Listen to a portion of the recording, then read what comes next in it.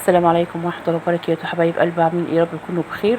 صلوا على النبي يا جماعة واذكروا الله. ما حبيتش اخش عليكم كده بايدي فاضية، قلت اخش عليكم كده بصينية الكيكة بالبرتقال، حاجة كده اللهم بارك، سكرة. بصوا بقى، لون وطعم تحفة وهشة وجميلة ومش مكتومة. يلا نبدأ بسم الله ونشوف الكيكة دي اتعملت معانا ازاي. على فكرة انا عاملة الكيكة دي الساعة 6 الصبح، ما قلتش اعمل فطار فول وطعمية، قلت افطرهم بقى افطار ايه خفيف كده، شاي بلبن وكيكه. انا معايا كده 3 بيضات بدرجه حراره المطبخ، معايا باكت فانيليا بيكنج باودر، معايا دقيق، ومع طبعا هعملها بالبرتقال، معايا كوبايه عصير برتقال. كده انا جبت بوله وجبت طبعا المصفى. لازم الاول انخل الدقيق، والدقيق ده هيتنخل مرتين اتنين مش مره واحده. كده المج اللي هحط بيه الدقيق انا كده هحط مجين دقيق. المج ده هحط فيه الزيت، هحط فيه السكر، هحط فيه العصير، كله يبقى زي بعضه. كده نزلت كده بكوبايتين كده دقيق اهو، زي ما انتم شايفين كده. ما تنسوش بقى وانتم بتتفرجوا على الفيديو تحطوا لي اللايك وتصلوا على الرسول. بصوا بقى كده، ده الدقيق كده انا ايه هنخله، لازم انخله عشان اطلع منه الطراوه اللي فيه.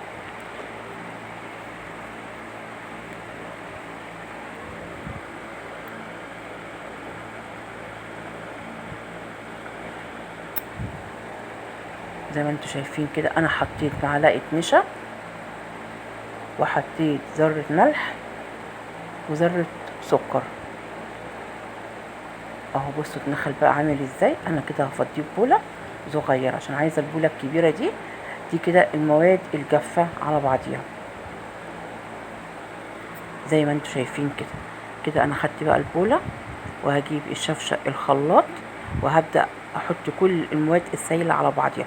اول احط الثلاث بيضات وهضربهم كويس او مع بعضيهم.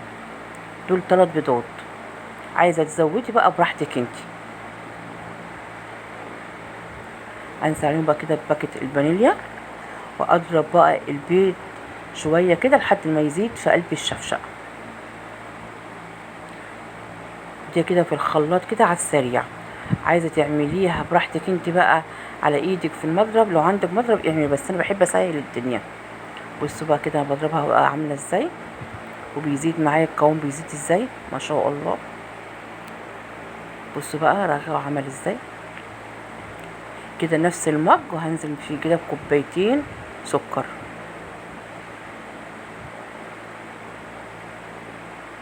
زي ما انتم شايفين كده اهو. حاجه خفيفه بدل الفطار التقيل بتاع كل يوم، قلنا نغير شويه في الفطار كده. قمت الساعه 6 الصبح، قلت الحقهم قبل ما يقوموا من النوم واعمل لهم فطار خفيف كده. عشان كده استعجلت عليها وقطعتها وهي سخنه، ما استنيتش عليها شويه تبرد. كده انا حطيت بقى السكر ونزلت عليه كده بعصير البرتقال. بصوا الزيت بقى انا حاطه ربع كوبايه زيت، ما بحطش ازيد من كده علشان تبقى هشه ما تبقاش مكتومه. على فكره التورتات اللي بتتعمل بره ما بتحطش فيها ماده دهنيه، عشان كده بتبقى هشه. فعامه ما بحبش الماده الدهنيه عاليه قوي، فاحطها كتير قوي في قلب الكيكه عشان متبقاش مكتومه، تبقى هشه وخفيفه معايا كده. كده انا ضربت ده كله كده مع بعضه.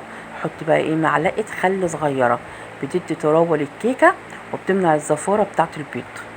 ابدا بقى اضرب تاني كل الكلام ده كله كده مع بعضين، زي ما انتم شايفين بضربه قوي عشان ميبقاش فيه اي حاجه، اي تكتلات ولا اي حاجه مكلكعه، والسكر يدوب براحته وكله يبقى متجانس. بصوا ما شاء الله بقى عامل ازاي. انزل بقى فيه كده بالبوله زي ما انتم شايفين كده اهو، اللهم بارك. بصوا عامل ازاي. كده هجيب المصفى تاني وانخل الدقيق ده مره تاني، يبقى انا كده نخلت الدقيق مرتين اتنين. بصوا بقى عامل ازاي.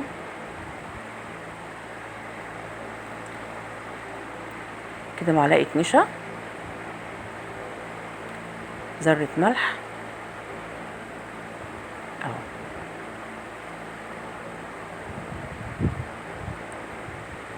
وحطيت بردك حبه سكر. اخر حاجه هحطها الباكت بتاع البودر، دي اخر حاجه هحطها وبردك بنخله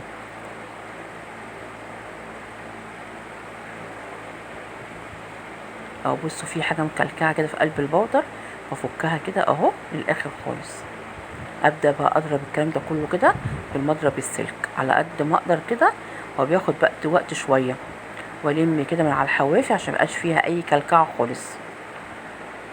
لازم كله كده يتجانس في بعضه. بصوا كده اللهم بارك عامل ازاي، بجد تحفه وجميله ما شاء الله. كده انا لميتها اهو بمعلقه سيليكون عشان لو فيها اي كلكعه من تحت ولا اي حاجه. دي صينيه وسط هنزل عليها بشويه زيت، ادهنها كلها كده والحوافي داير ما يدور، زيت مش سمنه. انزل بقى عليها كده بشويه دقيق وابطنها زي ما انتم شايفين كده، ابطنها كلها اهو.